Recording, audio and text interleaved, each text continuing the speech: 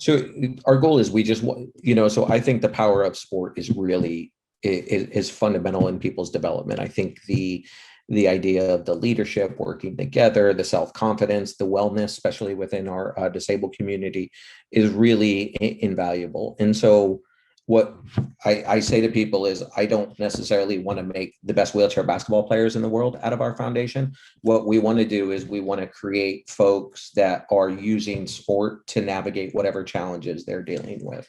Right. And I know that you're going to have a chance to interview some of our alumni, and they'll kind of tell you, I think wheelchair basketball is a small part of their journey on what they're working on. And that's what we want to do. We want to create a situation where they pick up those skills, the leadership skills, the ability to, work within groups to be more successful long-term and carve out whatever their goal is, right? And some of them want to be, standout basketball players. Others don't want to, but that's kind of our goal, with, as simple as I can put it.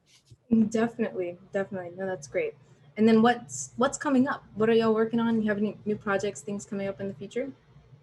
It's always something. So, with COVID, everything kind of got shuffled, and like our normal cycle's a little bit off, but we have a golf tournament for our fundraiser. All of our programming is free of charge to the kids. So, that means we got to do, quite a bit of fundraising. And I think anybody you ask in the nonprofit world right now would say that is a less than desirable thing to be doing. Agreed. Definitely. But that's really great though, that your services and activities and programs and things are free of charge to these students, because that means a lot. I think that's awesome to have your foundation be a resource to them like that. Yeah, I think there's so many barriers to sports for individuals with disabilities. And the last thing we wanted to do as an organization was create another barrier. So it does provide its challenges, right? The constant, the pressure to continue to fundraise and, to build out something that is long-term sustainable with, endowments and all that sort of stuff. But like the last thing we wanted to do was have, this, what we feel is a really great program and a life-changing opportunity, but you can only get it if you have the financial means to do so. Exactly. That's hard. Sports are expensive, just in general. Especially youth sports. Holy moly. Yes.